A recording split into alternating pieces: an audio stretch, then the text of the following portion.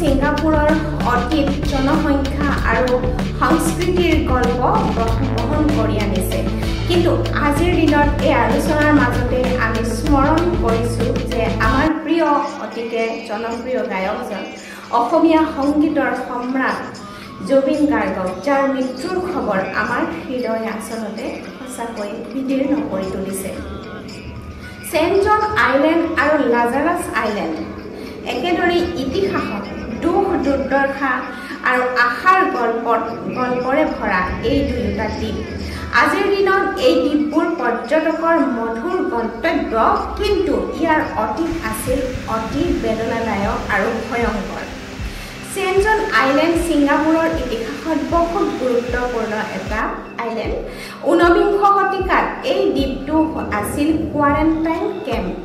আৰু ইণ্ডো চাইনাৰ পৰা অহা হাজাৰ হাজাৰ লোকক ইয়াত প্ৰথমতে জাৰি ৰখা হৈছিল আৰু কেতিয়াবা ইয়াত ৰোগীৰ দ্বীপ বুলিও কোৱা হয় আনফালে লাজাৰাছ আইলেণ্ড যাক এটা সময়ত কোৱা হৈছিল যে ভুটিয়া দ্বীপ বুলি কাৰণ বহু মানুহে কয় যে কোৱাৰেণ্টাইন সময়ত মৃত্যুৰ দুখ দুৰ্দশা ইয়াত হস্তিত হৈ আছে কিন্তু আজিৰ দিনত এই পৰ্যটকৰ স্বৰ্গ নীলা সমুদ্ৰ বালিৰে ভৰা আৰু নীৰৱ প্ৰকৃতি 18শ শতিকাৰ শেষত সেন্ট জন আইলেণ্ড ছিংগাপুৰৰ চৰকাৰে কোৱাৰেণ্টাইন ষ্টেচন হিচাপে ব্যৱহাৰ কৰিছিল তেতিয়া চীন আৰু ভাৰতৰ পৰা হাজাৰ হাজাৰ লোক ছিংগাপুৰলৈ আহিছিল আৰু তেওঁলোকে প্ৰথমতে ইয়াত থমকি ৰোগ ব্যাধিৰ পৰীক্ষা কৰিব লাগিছিল ইয়াত ৰৈ তেওঁলোকে প্ৰথমতে ৰোগ ব্যাধি পৰীক্ষা কৰি লোৱাৰ পাছত যদি কাৰোবাৰ কলেৰা মেলেৰিয়া টিউবাৰকিউলোছিছ ধৰা পৰিছিল তেতিয়াহ'লে সেইসকলক ইয়াত বন্দী কৰি থোৱা হৈছিল আৰু অনেকে সেই কোৱাৰেণ্টাইন কেম্পত জীৱন হেৰুৱাইছিল আনফালে এই লাজাৰাছ আইলেণ্ড স্থানীয় মানুহে ইয়াক কয় যে এইটো এটা ভুটিয়া দ্বীপ বুলি আৰু তেওঁলোকে আখ্যাও দিছে এইটো ভুটিয়া দ্বীপ বুলি কাৰণ কোৱাৰেণ্টাইন সময়ত মৃতদেহবোৰ ইয়াত মানে ৰাখি থোৱা হৈছিল বুলি কোৱা হয় আৰু ৰাতিৰ নীৰৱতাৰ মাজত বহুজনৰ বিশ্বাস যে ইয়াত অশান্ত আত্মাৰ উপস্থিতি আছে আজি আমি ইতিহাসৰ মাজতে এক সমকালীন বিষাদৰ কথা জনাইছো যে অসমীয়া শিল্পী জুবিন গাৰ্গৰ আকস্মিক মৃত্যুৰ খবৰ অসমীয়া সংগীতৰ গৌৰৱ ভাৰতীয় চলচ্চিত্ৰ জগতৰ প্ৰাণ শক্তি জুবিনে